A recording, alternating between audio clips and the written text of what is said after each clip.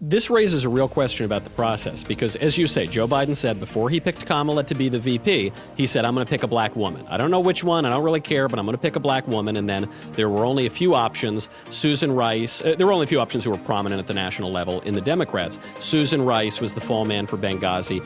Karen Bass is an actual communist. That was probably not going to work. And so you had Kamala Harris, who was one of the first people out of the primary. She becomes VP. Now she's being talked about for this Supreme Court vacancy. But the last time I checked, Senator, this is a 50-50 Senate. Last time I checked, it's the sitting vice president who casts the tie-breaking vote. What happens if it's the sitting vice president who's being nominated for the court? So look, it's a great question, and let's unpack it a little bit. Let's go back. So when Biden was naming a VP nominee, it was actually slightly different than that. He did not promise his VP nominee would be a black woman. He promised his VP nominee would be a woman. So he specified gender, but he didn't specify race. And then what happened is after that, George Floyd happened. And we had riots across the country. And I think he felt the political imperative meant he had to name a black woman. I actually think Biden would have named Amy Klobuchar. Under his initial promise to name a woman, I think that's actually who Biden wanted to name. When George Floyd happened, he felt it had to be a black woman, and then his choices. So Biden doesn't like Kamala. They don't like each other personally. It seems pretty clear. If you remember those Democratic debates, I mean, she basically called him a bigot and almost a Klansman. I mean, she went after him hard, and to say there's no love lost between them is an understatement. But his problem was that once he narrowed the field to not only must it be a woman, but as a matter of politics, it needed to be a black woman. His choices were, there were a couple of members of the House. There was a mayor in Atlanta, and there was Kamala. And Joe is a creature in the Senate. He spent 40 years in the Senate. I actually think Joe is like incapable of naming a House member or a mayor. He has a certain worldview where it had to be a senator. So he was stuck naming someone he can't stand. And we've all seen she's done a really poor job as VP, and she's managed to be even less popular than Joe Biden, which is a really hard thing to do given the abysmal job he's done. So fast forward, I think there is a chance they nominate Kamala to the court, in part because they can't stand it. And one of the virtues of naming her to the court is they get her out of the White House and look, the Democratic Party is very worried that she's the presumed successor to Joe Biden, right? Because her political negatives are so strong. She's just not very good at this stuff. I mean, it's, you've seen the video of this sort of weird video of her with kids that's almost like a Stepford Wives robotic.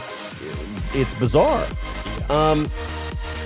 But you raise probably the biggest negative to naming Kamala. So there are two related questions. One, there is a dispute. Let's just say Kamala's not the nominee, it's somebody else. There is a dispute about whether a vice president can cast a vote on a 50-50 Supreme Court nominee. Larry Tribe, one of the most well-known left-wing constitutional law professors, was actually my con law professor in law school. Larry Tribe publicly and vocally, when Trump was president, said that he believed the vice president can't cast the tie-breaking vote on a Supreme Court nominee. And in history, it's never happened. We've never had a Supreme Court nominee confirmed with the vice president casting the tie-breaking vote. It's clear the vice president can cast the tie-breaking vote on legislation. That happens a lot. It has not happened with a Supreme Court nominee. Is the argument that it's a problem of the separation of powers if the vice president... Essentially, that it's a role for the Senate. I got to admit, I don't find Tribe's argument very persuasive. I haven't studied the question closely, but just sort of reading it on the face of it, I think it's likely the better constitutional argument is yes, the VP has the authority to cast the tie-breaking vote. So if Michael Knowles starts identifying as a black woman and Joe Biden nominates Michael Knowles, I think it is probably the case that Kamala could cast the deciding vote in favor of Michelle Knowles.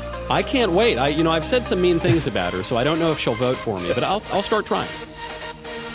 The more interesting question is if Kamala herself is nominated.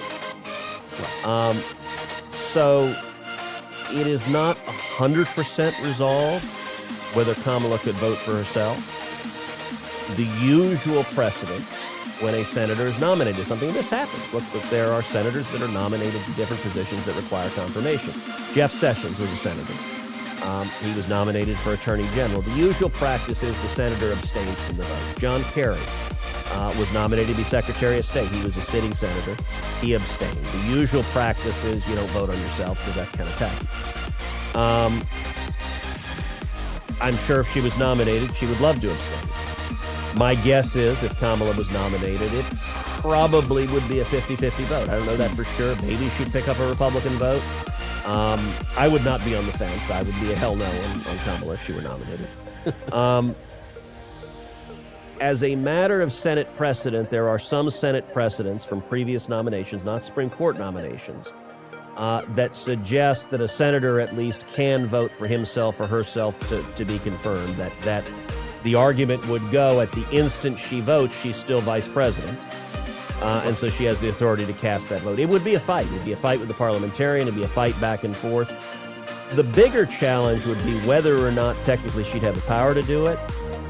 It's certainly unseemly and raises some ethical questions. Now, that being said, on the flip side, we've seen multiple times governors of states, when there's a Senate vacancy, appoint themselves. Say, I'm governor, I get to appoint the senator. I looked around, and the most qualified candidate is moi.